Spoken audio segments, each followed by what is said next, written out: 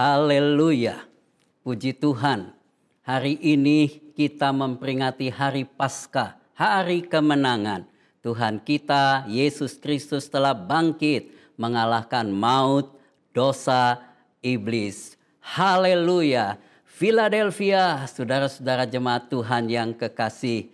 Senang sekali bertemu kembali di ibadah online di rumah-rumah saudara dalam memperingati hari kemenangan, hari Paskah.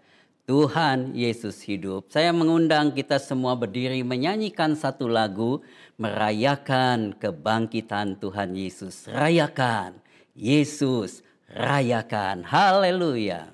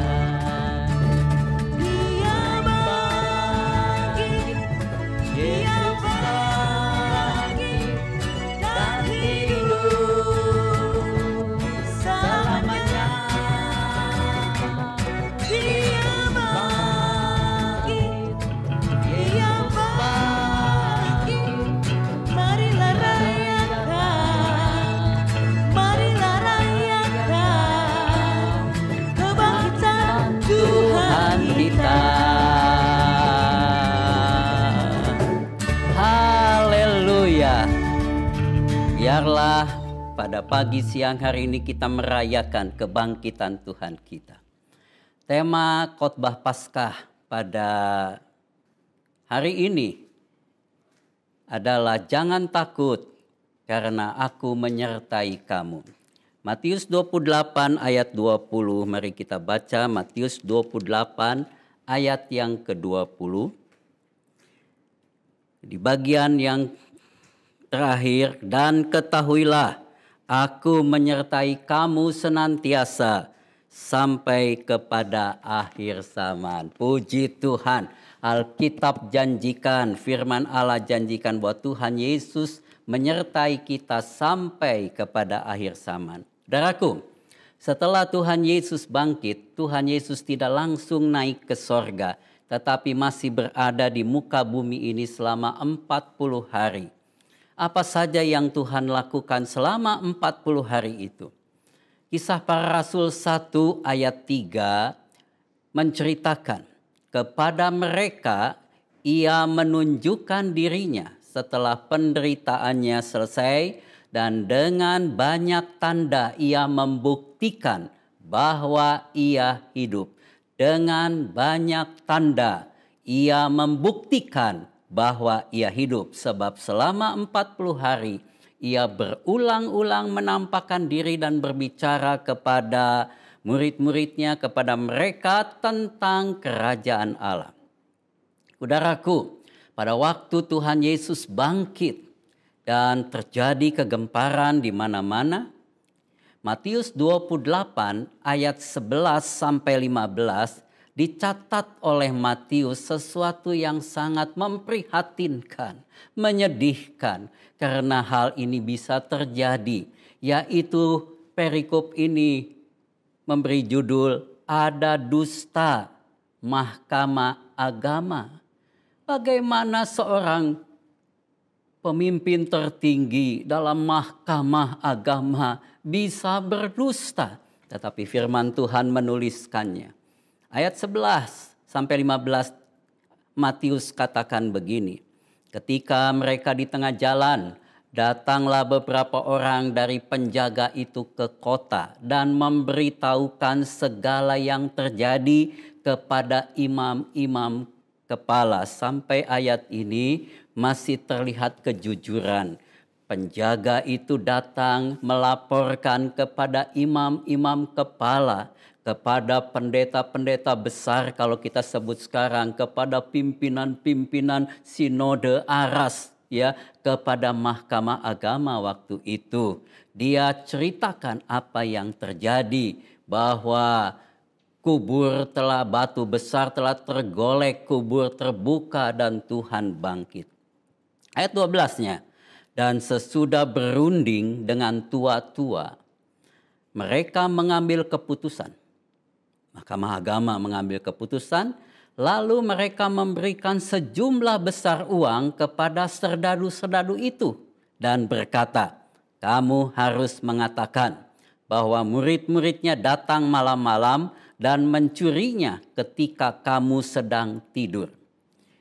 Dan jangan takut, apabila hal ini kedengaran oleh wali negeri, kami yang akan bertanggung jawab, yang akan berbicara dengan dia, sehingga kamu tidak beroleh kesulitan apa-apa. Prajurit-prajurit yang menjadi saksi hidup itu menerima uang itu dan berbuat seperti yang dipesankan kepada mereka. Dan cerita ini tersiar di antara orang Yahudi dan dipercaya sampai sekarang ini. Saudaraku, betapa besar pengaruh berita bohong, istilah sekarang hoax, apalagi itu datang dari para pemimpin, apalagi pemimpin agama. Dan lihat betapa pengaruh yang namanya suap, sehingga kebenaran bisa berubah menjadi berita bohong. Dan pengaruhnya sampai sekarang. 2000 tahun sudah lewat, tapi berita bohong itu dianggap benar oleh sebagian besar orang Yahudi sampai saat ini. Saudaraku, kita bersyukur karena kita tahu berita yang sebenarnya. Tuhan hadir, Tuhan bangkit, Tuhan menyatakan kepada murid-muridnya bahwa dia hidup. Nah, dalam penampakan Tuhan selama 40 hari sebelum Tuhan Yesus naik ke sorga, saya mencatat ada 5 pertanyaan yang diajukan Tuhan Yesus dalam situasi dan keadaan berbeda-beda kepada murid-muridnya, kepada yang mengikuti dia. 5 pertanyaan ini dapat menunjukkan kepada 5 hal yang penting yang Tuhan mau kita perhatikan. Tuhan mau kita perbaiki. Pada waktu itu murid-murid sedang ada di tengah-tengah krisis iman, krisis keadaan. Dan orang Israel saat itu pun dalam krisis karena dijajah oleh Romawi. Saya percaya pertanyaan-pertanyaan Tuhan Yesus itu masih tetap relevan bagi kita yang hidup di zaman ini, yang juga sedang mengalami berbagai krisis oleh sebab pandemi corona. 5 pertanyaan Tuhan Yesus itu. Yang pertama, pada waktu Maria pertama kali datang ke kubur, dia kaget karena kubur telah kosong.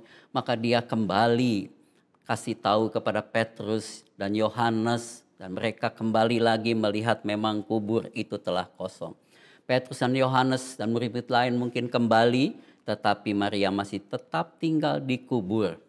Dan Tuhan menampakkan diri dan ketemu dengan Maria dan bertanya di dalam Yohanes 20 ayat 15. Pertanyaan yang pertama, Ibu, mengapa engkau menangis? Siapakah yang engkau cari? Maria sangat kehilangan karena kubur Tuhan Yesus didapatinya terbuka dan kosong dan mayat Yesus hilang. Sesungguhnya saat ini pertanyaan ini juga ditujukan kepada kita semua. Sesungguhnya saudara, apakah yang saudara cari dalam hidup ini? Dan mengapa kita banyak menangis? Pandemi virus corona yang dahsyat di seluruh dunia dalam waktu singkat 3-4 bulan ini telah merubah paradigma berpikir kita semua. Orang kaya dia tidak lagi berpikir bahwa kekayaannya menjadi jaminan bahwa dia tidak bisa selamat dari virus corona ini. Orang yang sehat, olahragawan, atlet yang menjaga kebugaran tubuhnya tidak lagi menjadikan itu jaminan bahwa dia akan selamat dari virus ini. Saudaraku, lewat peringatan Paskah pada pagi ini, sesungguhnya apa yang kita cari dalam hidup ini? Pernahkah kita berpikir bahwa kita perlu seperti Maria mencari sungguh-sungguh mencari Tuhan yang bangkit, Yesus yang hidup? Ataukah kita masih sibuk dengan mencari hal-hal lain yang fana? Apa yang hilang yang membuat kita menangis? Hartakah? Jabatankah? Kehormatankah? Kesehatankah? Keluargakah? Maria menangis karena dia kehilangan Tuhannya. Melalui Paskah ini mari kita lebih sungguh-sungguh mencari Tuhan Yesus yang hidup. Bukankah Tuhan berjanji, carilah maka kamu akan mendapat. Matius 7 ayat 7. Tuhan berkata, jangan takut, aku menyertaimu. Allah yang hidup menyertai saudara. Carilah dia, kata Amos, selagi kita bisa mendapatkannya. Pertanyaan Tuhan yang kedua terjadi pada waktu ada 2 orang murid. Dia turun dari Yerusalem ke Emmaus. Di tengah jalan Kleopas dan temannya ini mempercakapkan kejadian yang baru mereka alami. Mempercakapkan firman Tuhan tentang juru selamat, tentang Tuhan Yesus. Mereka berdiskusi karena masing-masing pasti memiliki pengertian dan tafsiran mereka sendiri. Dan Tuhan hadir di tengah-tengah mereka, berjalan bersama-sama mereka. Dan firman Allah katakan Tuhan mengkoreksi, menjelaskan pengertian firman yang benar. Bahkan Tuhan Yesus mengatakan mereka bodoh. Cara berpikirnya bodoh, tafsirannya bodoh. Tangkapan kepada firman tidak sesuai dengan maksud dari Tuhan itu sendiri. Yesus adalah firman itu sendiri. Dia pasti menyertai firman Tuhan yang kita baca, yang kita dengar. Marilah kita selalu memohonkan agar Tuhan memberikan kepada kita semua roh hikmat dan wahyu untuk mengenal Dia yang firman hidup itu dengan benar. Efesus 1 ayat yang ke-17. Saudaraku, pertanyaan yang ketiga. Pada waktu murid-muridnya berkumpul dengan ketakutan, Yesus muncul di tengah-tengah mereka. Mereka semua terkejut, bahkan ada yang bilang itu hantu. Betapa spiritual mereka pada waktu itu sangat tergoncang dan begitu lemah sehingga tidak mengenali Tuhannya. Lukas 24 ayat 38 Tuhan bertanya, mengapa kamu terkejut? Dan apa sebabnya timbul keraguan-raguan dalam hatimu? Saudaraku, pengalaman iman dengan Tuhan Yesus di masa lalu sebagai satu kesaksian hidup kita seharusnya selalu meneguhkan iman percaya kita di waktu di saat kita menghadapi situasi yang berubah dan tekanan yang berat seperti masa sekarang ini karena adanya wabah virus corona yang mematikan ini, yang menyebabkan adanya gelombang-gelombang krisis yang lain, ekonomi, pekerjaan, dan mungkin sosial politik. Kita harusnya punya pengalaman iman di masa-masa lalu. Dan kita tidak ragu, tidak bimbang bahwa Tuhan Yesus tetap sama. Dulu sampai sekarang bahkan sampai selama-lamanya juga. Kalau dulu Dia menolong kita. Tahun 98 ada krisis besar di Indonesia, Tuhan menolong kita. Tuhan menolong bangsa kita. Tuhan menolong gereja Tuhan. Dan kita harus yakin bahwa saat ini juga Tuhan Yesus hidup. Dia Allah yang tidak berubah dulu, sekarang, sampai selamanya. Tuhan tidak akan meninggalkan kita sebab Dia mengasihi kita. Pertanyaan yang keempat.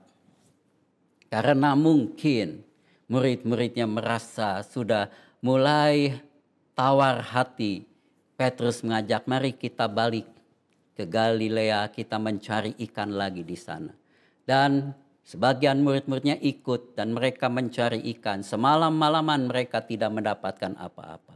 Pagi-pagi hari Tuhan melawati mereka dalam cerita di Yohanes 21 ayat yang kelima. Tuhan bertanya, "Hei anak-anak, adakah kamu mempunyai lauk pauk?" Tuhan Yesus datang melawati murid-muridnya yang kembali menangkap ikan. Dan semua usaha mereka tidak menghasilkan apa-apa. Mereka dalam kekurangan, mungkin mereka juga dalam kelaparan. Dan Tuhan menghampiri mereka dan bertanya, apakah mereka ada lauk pauk untuk dimakan? Saudaraku yang kekasih, Tuhan adalah Bapa yang sangat mempedulikan kita. Hubungan kita sebagai anak-anaknya dengan Bapa adalah hubungan yang menyejukkan di tengah-tengah kegagalan, ketidakberdayaan dan kekurangan percaya kita. Percayalah Tuhan memperhatikan semua keperluan kita. Dia berkata, jangan kamu khawatir akan hidupmu, akan apa yang akan kamu makan, akan apa yang akan kamu minum, akan apa yang akan kamu pakai, akan masa depanmu. Perhatikan burung di udara, dia tidak menabur, tidak menanam, tapi Tuhan Bapa pelihara. Lihat bunga-bunga di padang yang dihiasi begitu indah, padahal usianya tidaklah lama. Matius 6 ayat 25 sampai ayat 34 katakan demikian. Jangan takut, aku menyertaimu. Di saat-saat krisis kekurangan, pekerjaan banyak yang di PHK, banyak yang harus diam di rumah dan tidak ada dana, tidak ada penghasilan makanan apa-apa. Kepada jemaat Tuhan yang kekasih, percayalah bahwa Bapa memperhatikan. Tetaplah berharap kepada Dia. Dia yang memperhatikan dan bertanya. Dia yang tahu apakah saudara ada lauk pauk, ada makanan, ada keperluan apa yang saudara perlukan. Pertanyaan yang terakhir yang kelima. Datang kepada seorang murid Tuhan yang sesungguhnya paling gagah berani. Namanya Simon Petrus. Dia pernah menyatakan bahwa dia tidak akan meninggalkan Tuhan walau apapun yang terjadi. Tetapi nyatanya dialah yang menyangkal Tuhan Yesus. Bahwa dia tidak kenal Tuhan Yesus. Dia bukan murid Tuhan Yesus. Dia bukan pengikut Tuhan Yesus sebanyak 3 kali. Tuhan Yesus bertemu dengan Petrus. Dalam cerita Yohanes 21 ayat 15 dan seterusnya. Tuhan Yesus tidak menegur kesalahan Petrus, tidak menegur bahwa Petrus telah menyangkal Tuhan, tidak menegur bahwa apa yang dia komit tidak dilaksanakan. Tuhan menanyakan satu hal yang sangat mendalam dalam hidup Petrus dan juga dalam hidup saya dan dalam hidup saudara. Pertanyaan yang kelima, Tuhan Yesus berkata, Simon, anak Yohanes, apakah engkau mengasihi aku lebih dari mereka itu? Kalau pertanyaan yang kelima ini ditanyakan kepada saudara dan saya, kata Simon kita bisa ganti dengan nama kita semua. Seakan-akan pada pagi siang hari ini Roh Kudus membawa kita kepada satu suasana. Suasana di tepi Danau Galilea, di mana Petrus berhadapan pribadi dengan Tuhan Yesus. Pertanyaan itu akan berkata sama, Mulyadi, apakah engkau mengasihi aku lebih dari mereka itu? Saudara bisa berkata kepada dirimu sendiri, kasih di atas segala-galanya. Apakah kita juga masih mengasihi Yesus yang telah lebih dahulu mengasihi kita? Apakah kita sudah melakukan apa yang dikehendaki Tuhan sebagai bukti kasih kita kepadanya? Saudaraku, ada satu cerita. Diceritakan ada seorang raja yang sangat dikasihi oleh rakyatnya. Rakyat begitu mengasihi rajanya ini. Satu kali diketahui bahwa raja ini sakit. Gagal kedua ginjalnya. Dokter katakan raja tidak akan dapat hidup lama. Kecuali ada yang mau mengorbankan ginjalnya, memberikan salah satu ginjalnya untuk mentransplantasi ginjal kepada raja ini, supaya raja ini bisa berlangsung hidupnya. Kalau kita bayangkan istana zaman dulu, Perdana Menteri berkata dan rakyat semua berkumpul di bawah daripada balkon istana ini. Dan dikatakan, siapakah di antara kalian yang mengasihi raja? Maka seluruh rakyat mengangkat tangan dan katakan, kami mengasihi raja. Kemudian raja itu dengan tersenyum katakan, saya sangat terharu karena kalian mengasihi aku. Tetapi dokter mengatakan bahwa aku hanya bisa hidup kalau ada di antara rakyat yang mengasihi aku, memberikan salah satu ginjalnya untuk diberikan kepada aku, supaya aku bisa disembuhkan dari penyakit ginjal itu. Siapakah di antara kalian yang rela memberikan ginjalnya untuk aku, kata raja itu.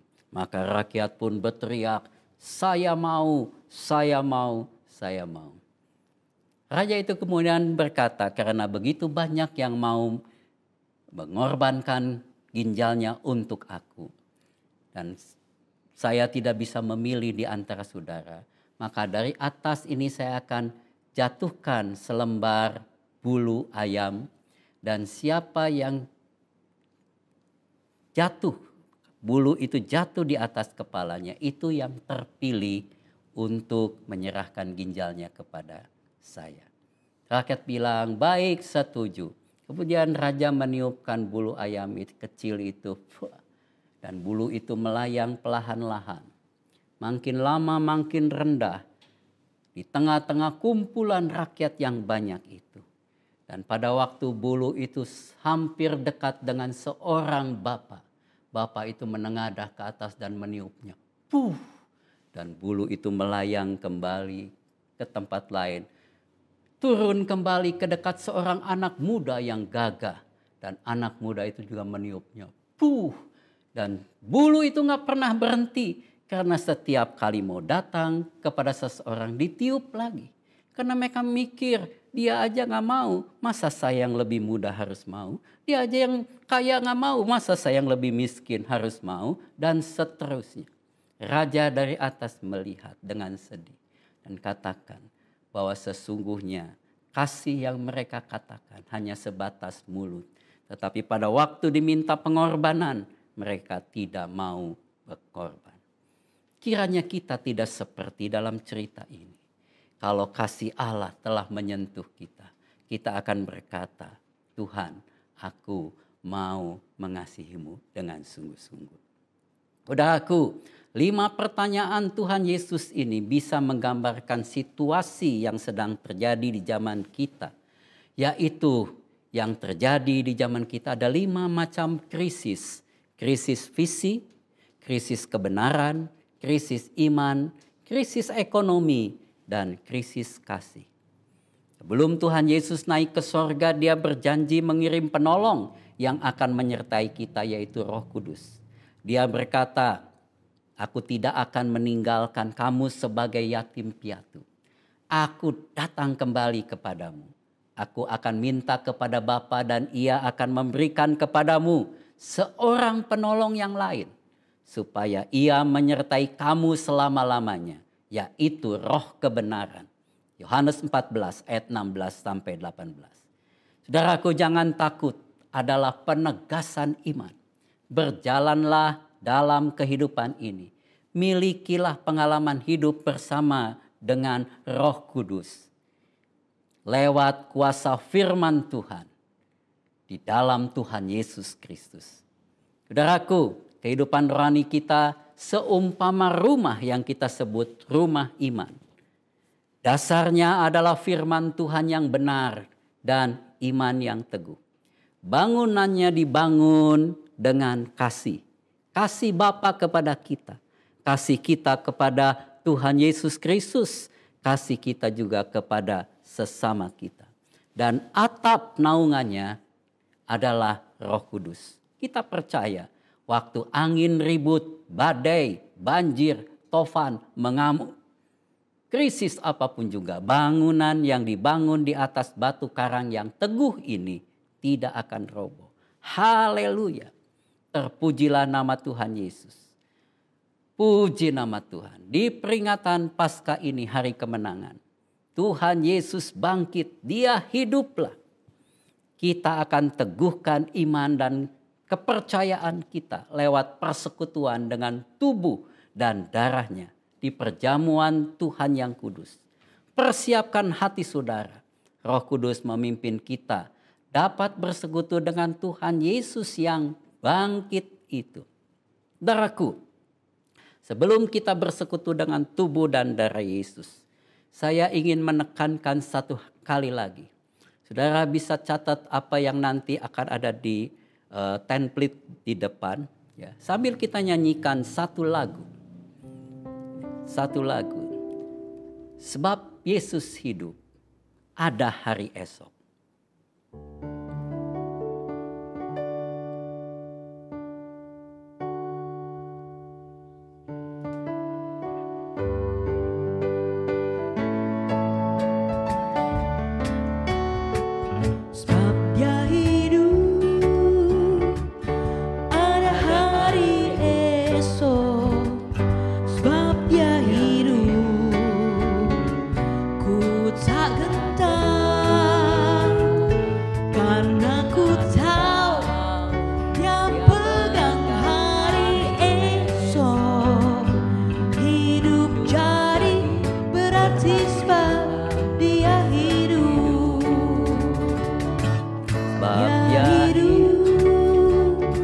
Hal yang pertama adalah visi. Carilah Tuhan, carilah Tuhan, melekatlah kepadanya. Amos 5 ayat 6, Mazmur 91 ayat 14. Yang kedua, kebenaran. Tidak ada keselamatan di luar Tuhan Yesus Kristus. Yohanes 14 ayat 6. Yang ketiga, iman. Segala perkara dapat kutanggung dalam Yesus yang memberikan kekuatan kepadaku. Filipi 4 ayat 13. Keempat, ekonomi. Allahku akan memenuhi segala keperluanku menurut kekayaan dan kemuliaannya dalam Kristus Yesus. Filipi 4 ayat 19. Dan yang terakhir, kasih. Jika kita saling mengasihi, Allah tetap di dalam kita dan kasih-Nya sempurna di dalam kita. 1 Yohanes 4 ayat 12. Tuhan menyertai kita semua. Jangan takut, percaya saja sebab Dia hidup. Sebab Dia hidup. Ada hari esok. Sebab Yesus hidup. Persiapkan roti dan anggur. Kita akan bersekutu dengan tubuh dan darah Yesus. Dia pegang hari esok. Hidup jadi berarti sebab Dia hidup. Hidup jadi berarti sebab Yesus hidup. Hidup jadi berarti sebab Yesus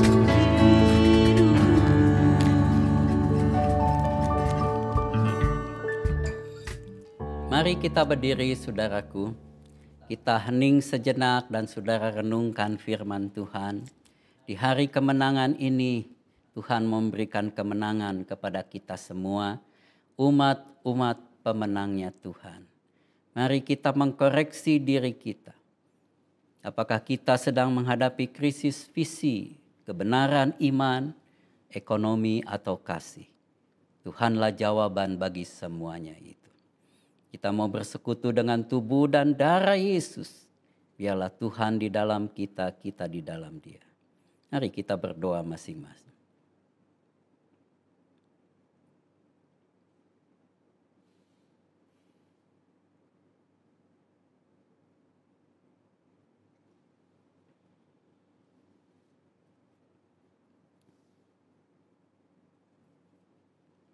Haleluya, haleluya. Haleluya.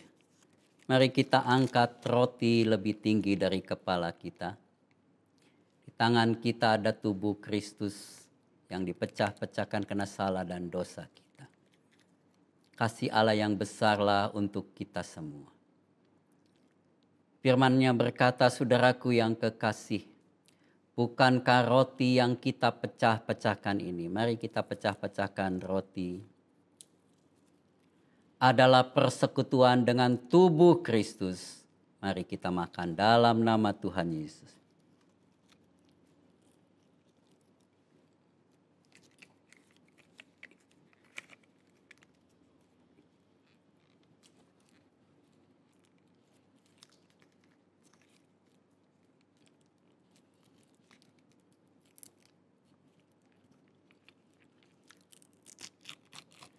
Kita angkat minuman lebih tinggi dari kepala kita.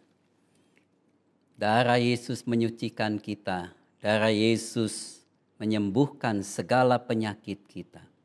Dengan iman kita akan menerimanya. Firman-Nya berkata, saudaraku yang kekasih, bukan kacauan pengucapan syukur yang atasnya kita mengucap syukur adalah persekutuan dengan darah Kristus.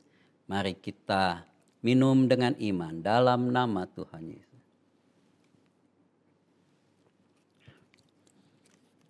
Ingat kasih-Nya, ingat kebaikan-Nya.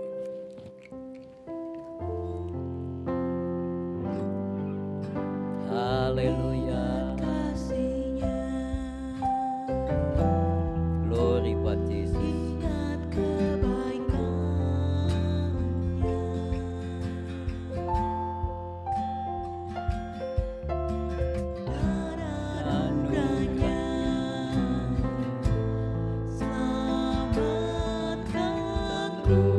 Taruh tanganmu di hatimu. Kasih-Nya setinggi langit. Kasih setia ada kita.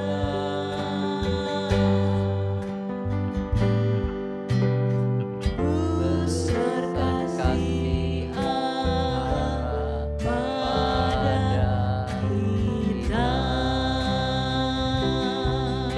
Ku takkan lupa kasih-Mu Tuhan.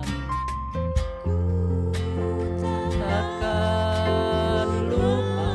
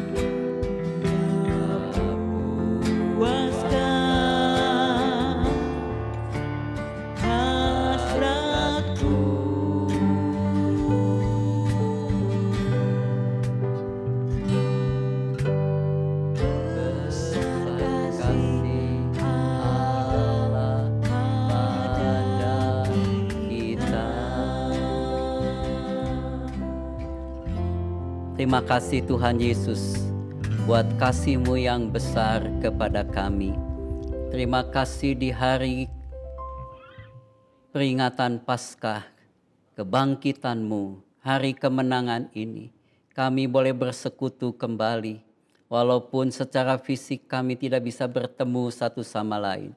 Tetapi Engkau mempersatukan kami di dalam roh-Mu. Mempersatukan kami di dalam ibadah di rumah-rumah kami. Terima kasih Bapa buat kehadiran-Mu. Kami mohonkan kasih karunia-Mu kepada setiap keluarga anak-anak-Mu. Berkat-Mu, penyertaan-Mu. Roh Kudus pimpin kami terus supaya kami tidak takut menghadapi keadaan. Tetapi kami dengan iman boleh berjalan bersama-sama dengan Tuhan. Kami berdoa buat pemerintah kami Kiranya Engkau memberikan kesehatan, hikmat, kemampuan kepada Bapak Presiden dan seluruh jajarannya. Dan biarlah seluruh masyarakat mentaati apa yang pemerintah sudah gariskan, supaya kami boleh memutuskan rantai daripada pandemi COVID-19 ini. Kami berdoa belas kasihan Tuhan bagi bangsa kami. Kami mematahkan segala kuasa-kuasa kegelapan yang mengganggu bangsa dan negara kami dan bahkan bangsa-bangsa di dalam nama Tuhan Yesus. Terima kasih Bapa.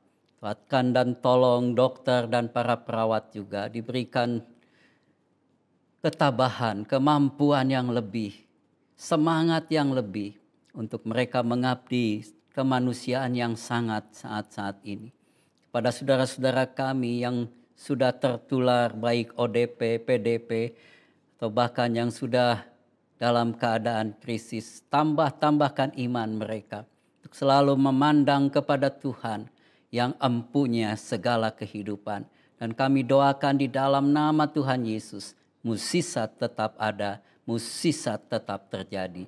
Terima kasih Tuhan Yesus, berikan kami juga perlindungan di tengah-tengah mulainya kekurangan-kekurangan karena pekerjaan yang tidak ada, pekerjaan yang berkurang, bahkan ada beberapa yang sudah diberhentikan dalam pekerjaan. Tuhan, Engkaulah yang tidak meninggalkan. Biarlah Tuhan memakai setiap kami yang lebih membantu yang kurang, yang kuat menguatkan yang lemah. Sebagaimana Tuhan perintahkan, biarlah kami saling kasih mengasihi. Philadelphia, kasih persaudaraan. Terima kasih. Kami akan menutup pertemuan ibadah Paskah pada pagi siang hari ini. Kami memuji kebesaran-Mu, ajaib Tuhan, ajaib Tuhan.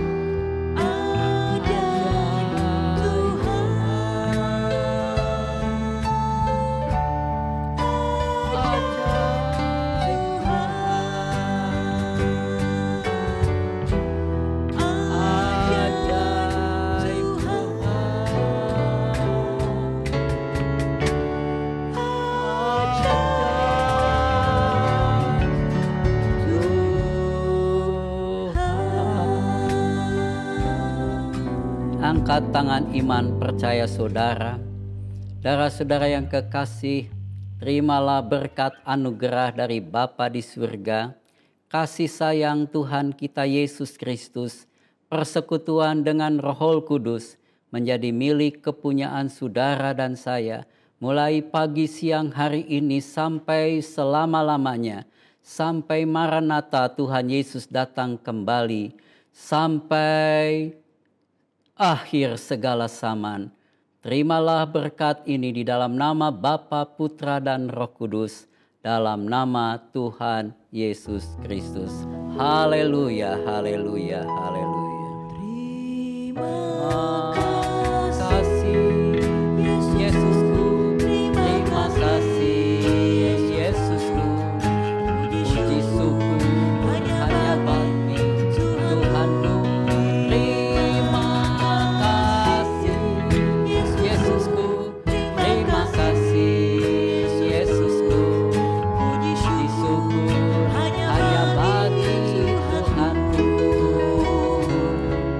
Puji syukur